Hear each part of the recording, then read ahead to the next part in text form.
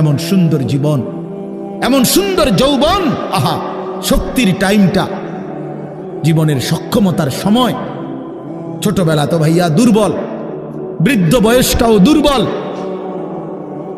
তোমাদের অনেক কিশোর নওজোয়ান একজনের গায়েও চাদর নাই, কিন্তু মুরব্বী সবগুলোর গায়ে চাদর। দেখো চাকায়া, এই চাচারা তো আমার সব পরিচিত চাচা। অর্থ হইল এই বৃদ্ধের এই দুর্বলতা তাকে চাদর গায়ে দিতে বাধ্য করেছে। তার শরীরে শীতের অনুভূতিটা বেশি, ঠিক কিনা বলেন না কেন? কিন্তু তোমরা নওজোয়ান, তোমাদের অধিকাংশ কারো গায়ে চাদর নাই। তোমরা দেখো ভাইয়া, আমার গায়ে কোনো চাদরই নাই। তাইলে বুঝাইতে চাইলাম, এই শক্তির সময় যৌবন। যুবক চাইলে পাহাড় কাইটা সমান করতে পারবে, যুবক চাইলে সাগর নদী মাটি দিয়ে ভরাট করে দিতে পারে। একটা এলাকার যুবক ছেলেরা যদি চায়, সবার হাতে হাতে মদের বোতল পৌঁছাই দিতে পারবে। একটা সমাজের ছেলেরা যদি চায়, সবার হাতে হাতে নামাজের মুসল্লাও তুলে দিতে পারবে। অতএব ছেলেরা, তোমরা যারা যুবক আয়োজন করছো, আমি তোমাদের উৎসাহ দেই, একটু আগাও, এখানে থাইমা যাইও না। একটা মাহফিল করছি, এক ফোটলা বিরিয়ানি খাওয়াই দিছি, খালাস না বন্ধু, একটু আগাও। তোমরা আবার বসো, যে কয়জনে মাহফিলের আয়োজন করছো তোমরা আবার বসো, যে আমরা কেমনে একটু ভালো হইতে পারি, একটু চরিত্রবান হইতে পারি, আমরা কেমনে নিজেরা নামাজ ধরতে পারি। একটু যদি হিম্মত করো যুবক, ইনশাআল্লাহ ভালো হবে। শনিবার দিন আমি আমার মাদ্রাসায়, এই শনিবারে সকাল 10টা থেকে বিকাল 4:30 পর্যন্ত, এইবারই প্রথমবার আমি আলাদা 16 বছর থেকে 30 বছরের নিচে যাদের বয়স, এই কিশোর যুবকদের জন্য আলাদা ইসলাহি মজলিসের আয়োজন করছিলাম। আমার শায়েখ আল্লামা মুফতি মুশতাকুর নবী সাহেব বয়ান করছেন, আল্লামা মুফতি আমজাদ হুসাইন সাহেব বয়ান করছেন, হজরত মাওলানা মুফতি ইউসুফ বিন ইকবাল বয়ান করছেন, আমাদের কুমিল্লা ক্যান্টনমেন্টের বড় একজন শিশু বিশেষজ্ঞ ডাক্তার মিজানুর রহমান, উনি বয়ান করছেন, আমি নিজে কিছু কথা বলছি।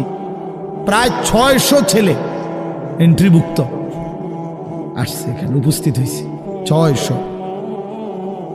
সন্দ্বীপে, চট্টগ্রামে আমরা প্রতি বছর সন্দ্বীপ যাই, সেখানে 4টা-5টা ছেলে ফজরের নামাজের জন্য, তারা বন্ধু কলেজের ছেলে, 4-5 জন ছেলে মাত্র।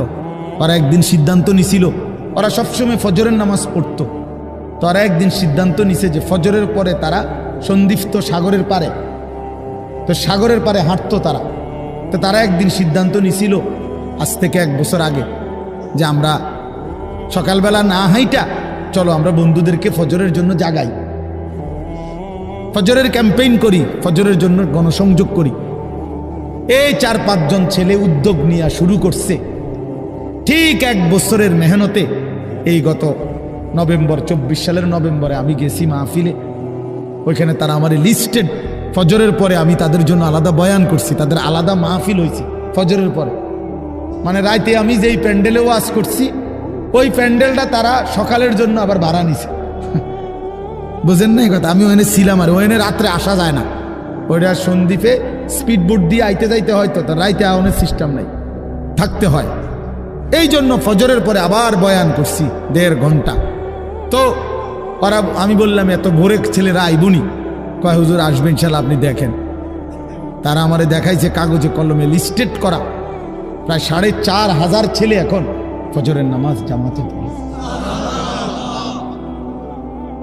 যুবক চাইলে কি না পারে, যুবক চাইলে ভাঙতে পারে, যুবক চাইলে গড়তে পারে, যুবক চাইলে বুলডোজার দিয়ে সমান করে লাইতে পারে,